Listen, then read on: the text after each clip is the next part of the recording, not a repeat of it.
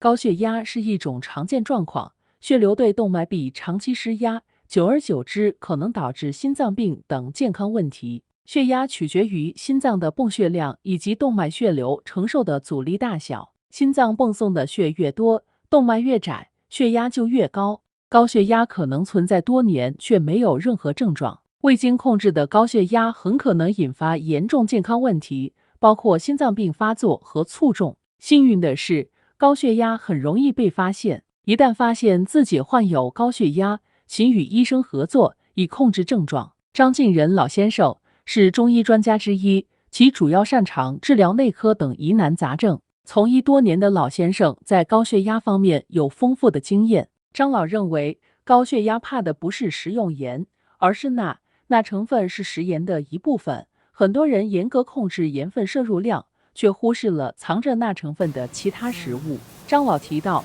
高血压并非是一种可怕的疾病，但如果不注意控制血压稳定，很容易使并发症出现。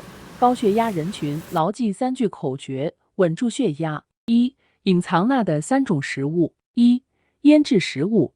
腌制食物是藏盐高手，这些腌制的食物在制作过程中需要放很多食盐来保证腌制食材不腐烂变质。张老提到，家家户户都有爱吃腌菜的习惯，然而成年人每天摄入钠成分最好不超过5克。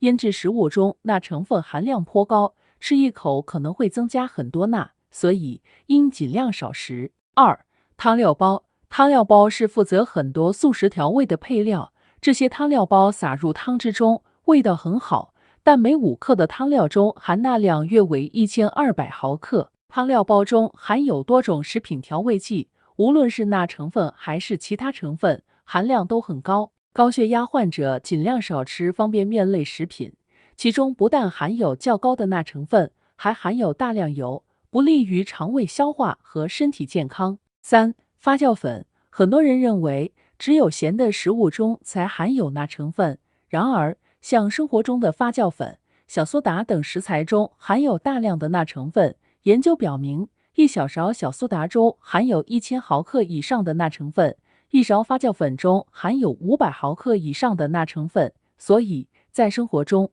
高血压患者应注意少食。2、记住3句口诀。1、食物疗法很重要。张老提到，很多高血压患者全程用药物平稳血压，这种方法虽然可行，但在生活中适当吃一些食物，不但可以平稳血压，还能预防并发症。其中，像山楂可以预防心绞痛等疾病，玉米须泡水喝可以利尿止血，降压、苦荞可以补充身体所需维生素 B2， 高血压患者很适用。2、早睡早起稳血压。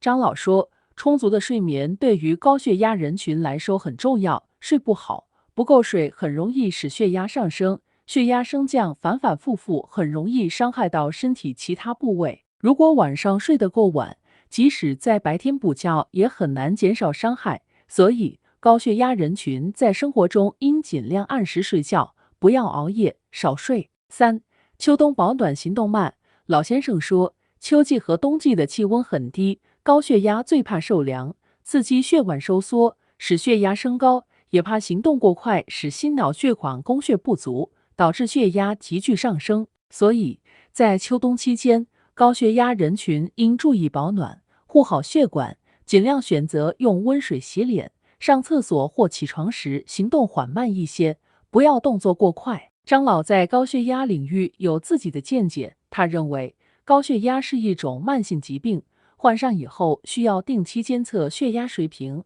在生活中不但要少吃食盐，还要少吃钠成分含量过高食物。另外，在生活中记住食物疗法很重要，早睡早起稳血压，秋冬保暖行动慢3句口诀，可以平稳血压，预防并发症，健康更长寿。